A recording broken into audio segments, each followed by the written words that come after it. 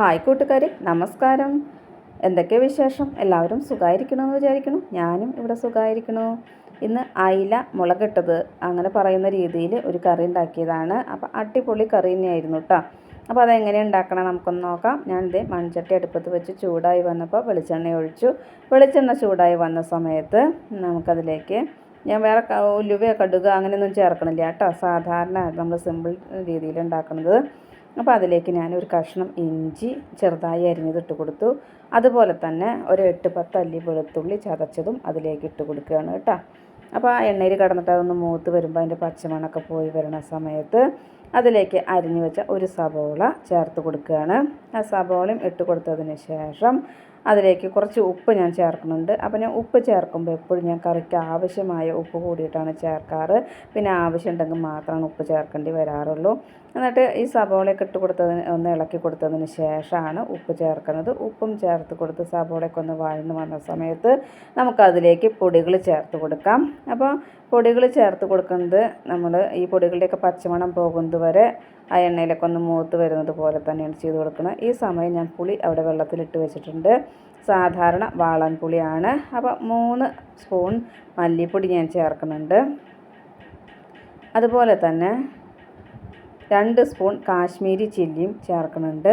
പിന്നെ ഒരു 1/4 ടീസ്പൂണോളം നമ്മുടെ സാധാരണ മുളക് പൊടിയും ചേർത്തിട്ട് ഒരു 1/4 ടീസ്പൂൺ മഞ്ഞൾപ്പൊടിയും ചേർത്തു. ഈ പൊടികളുടെയൊക്കെ പച്ചമണം പോകുന്നത് വരെ നന്നായി ഇളക്കി കൊടുത്തു. നന്നായി ഇളക്കി കൊടുത്തതിന് ശേഷം 2 സാധാരണ വലിപ്പത്തിലുള്ള ഒരു തക്കാളി, ഒരു മീഡിയം തക്കാളി 2 എണ്ണം ഒരു മിക്സിയുടെ ജാറിൽ ഞാൻ അരച്ചെടുത്തിട്ടുണ്ടായിരുന്നു.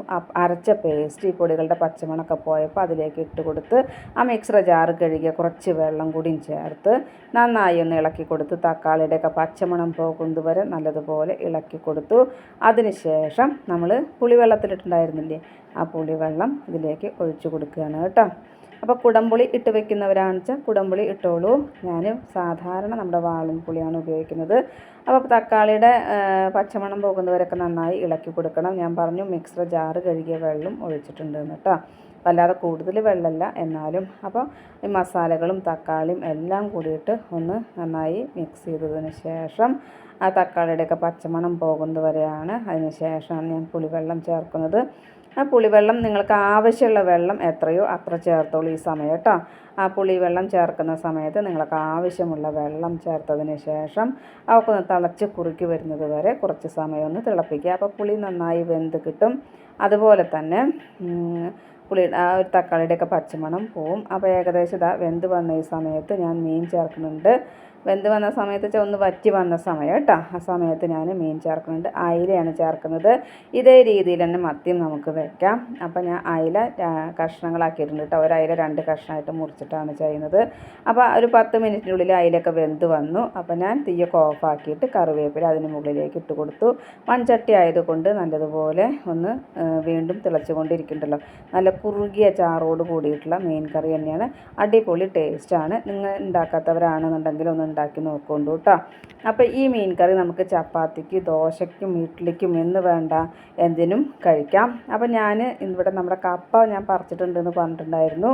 അതായത് കൊള്ളി, ഞങ്ങൾ കൊള്ളി എന്നാണ് പറയുക. അപ്പോൾ ആ കൊള്ളി ഞാൻ വെറുതെ പുഴുങ്ങി നമ്മൾ ഉപ്പിട്ടിട്ട് നുള്ളി മഞ്ഞൾപ്പൊടി ഇട്ടിട്ട് കുക്കറിൽ 2 വിസിൽ വരുത്തി ആ കൊള്ളിയും ഈ മീൻ കറിയും കൂടിയിട്ടാണ് ഞാൻ കഴിക്കുന്നത്. അടിപൊളി ടേസ്റ്റായിരുന്നു കേട്ടോ. പറയാൻ പറ്റില്ല, അത്രയ്ക്ക് നല്ല ടേസ്റ്റാണ്. നല്ല കുറുകിയ ചാറോട് കൂടിയ ആ മീൻ കറിയിൽ ആ കൊള്ളി നോട്ടച്ച് ഞാനിങ്ങനെ ഒന്ന് പുരട്ടി എടുക്കുകയാണ് കേട്ടോ. അങ്ങനെ എടുത്തിട്ട് കഴിക്കാൻ നല്ല ടേസ്റ്റ് തന്നെയാണ്. അപ്പോൾ എല്ലാവരും പറഞ്ഞു എല്ലാവർക്കും ഇഷ്ടമായി, കറി ഇഷ്ടമായി. അപ്പോൾ ഞാനും നമ്മൾ തന്നെ വെക്കുമ്പോൾ നമുക്കത്ര ഇഷ്ടമാവില്ലല്ലോ. അപ്പോൾ ഞാനും ഒന്ന് കഴിച്ച് നോക്കി എനിക്ക് ഇഷ്ടമായിട്ടാണ്. ഞാൻ ദോശയും കൂട്ടിയിട്ട് കഴിച്ചു.